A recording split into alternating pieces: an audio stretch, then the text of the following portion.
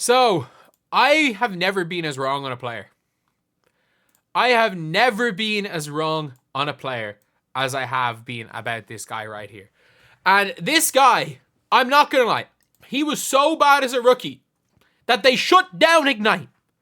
I can guarantee you, if it wasn't for the fact that Kuminga struggled early in his career, Jalen Green struggled early in his career, Dyson Daniels struggled early in his career, he came in and was the bust of all busts as a rookie by the looks of things. If it wasn't for all of that, I genuinely think that Ignite would still be a thing. But we all figured out that Ignite was just one of the worst places to develop players. And now we're seeing it, Matas and Ron Holland barely playing. And your man Almansa, who went to Ignite to and was rejected to be a lottery pick, ended up pulling out of the draft because he wasn't even going to be drafted. Like, Ignite ended up just being a disaster. And this guy right here, imagine being so bad as a rookie that the league decides, you know what, we're going to stop this program because, I mean, it's not developing players right now. And I drank the Kool-Aid with Scoot. I genuinely drank the Kool-Aid when it comes to Scoot Henderson. Because I'm not joking here. I tweeted out that, I want to see if I can find the tweet. And I'll always say this, I'm going to be so wrong on takes. And it's fine to be wrong with takes, by the way. Everyone's going to be wrong on basketball takes.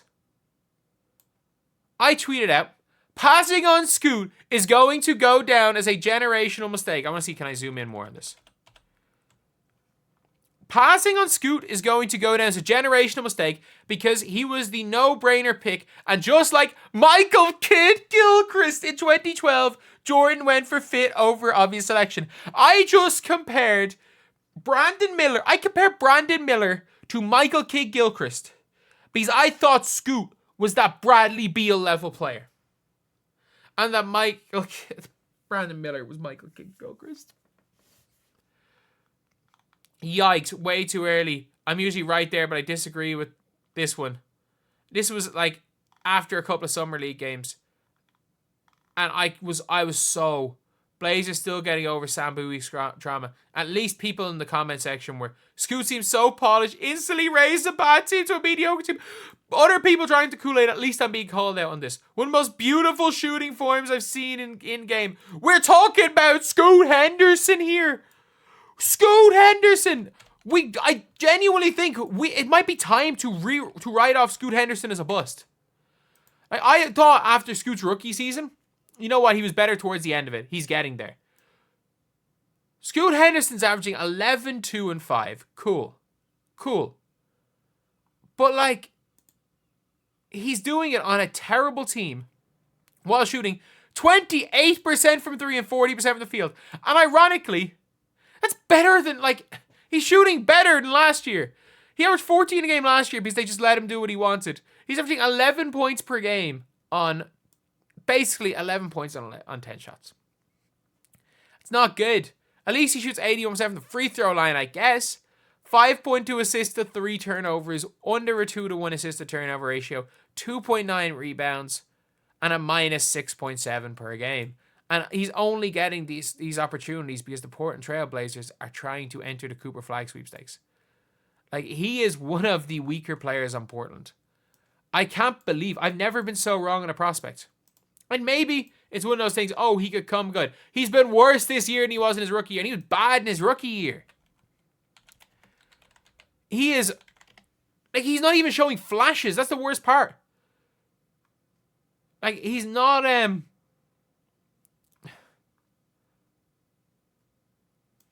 he was, he started off last year shooting 1 of 18 from 3.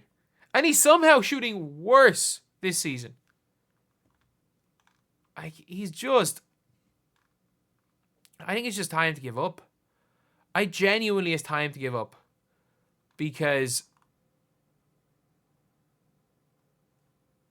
I've never been, he changed my evaluation of players based on the level they play at. I genuinely thought that Scoot was going to be this unbelievable prospect. I thought that if Wemby wasn't in the draft, Scoot goes number 1 almost any year. That was my, thought process. And I thought Scoot would have went number 1 almost any year. I've never been so wrong on a high pick. And I'm normally pretty much there when it comes to the knowing who the busty busts are. Like, I was on record in 2015. My personal Twitter is privated. But I was on record in 2015 saying Jahlil Okafor was not the player to take. It was Porzingis in that draft. I was on the record saying that the likes of Luka were going to be as good as they were. I was on record saying Mo Bamba was going to be a bust when people were trying to hype him up to maybe be number 1. I was on the record saying DeAndre Ayton just looked like a beast, but was soft and was going to be nowhere near the best player in 2018 draft. But I was so wrong on Scoot. I thought he was a freak athlete, man-child, who was going to dominate the NBA and be a really good player day one.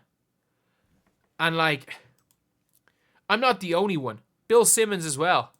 This is what he came out and said. Just like, if you're going to pass on Scoot, you better feel like this guy you're taking is going to be like a multiple All-NBA guy. Brandon Miller might be. That's the only recourse. And if your other reason is we already have LaMelo Ball, then you should quit your job. Because Scoot is going to be better than LaMelo Ball. I don't think I disagree with this take at the time. I genuinely thought Scoot was going to be Russell Westbrook, Derrick Rose, with a better jump shot. I've never been so wrong on a prospect in my life. But I think it's time to give up on him. Like, I don't know. Like, I've never seen someone have a sophomore slump after a bad rookie season. And I mean that. I don't know where he goes in a redraft. Like, if we 2023 NBA redraft, I might make this video, like, official. I might officially make this video soon enough. But in 2024, in April, Bleacher Report made a video. And they have him going number 1, obviously number 2, a man number 3. They still had Scoot going number 4. There is no way in a redraft. Fair enough, he had blood clots. He goes over Asar Thompson. There's no way he goes over Koulibaly. There's no way he goes over Hackwiz. There's still no way he goes over Pods. He goes over Cam Whitmore. I don't think he goes over Case and Wallace. Keontae George, even though as inefficient as he's been, I don't know, maybe. He doesn't go over Derek Lively. Probably doesn't go over Jarvis Walker. He doesn't go over Grady Dick. He doesn't go over Gigi Jackson. He doesn't go over Jordan Hawkins. Does not go over Anthony Black. Does not go over Tamani Kamara. Tamani Kamara starts for the team he currently plays on. He doesn't go over Trace Jackson Davis. And yeah, cool. He probably goes over a lot of these guys there in the late second round. Like, he probably is around like 13, 14 in a redraft. And that's only based on potential.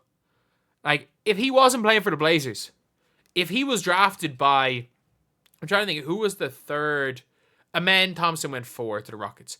Like, if the Rockets, who are good, somehow were at 2 and got Scoot at 2, Scoot will be riding the bench and playing 0 minutes. Like, Reed Shepherd's better than Scoot and he's not playing. But yeah, I think it's genuinely time to give up on him. And this is coming from a massive Scoot Henderson should have been the number 2 pick in 2023 person at the time. One of my worst takes of all time. And I've had a lot of bad takes. And I'm going to continue to have a lot of bad takes in this channel. But that might be one of my worst.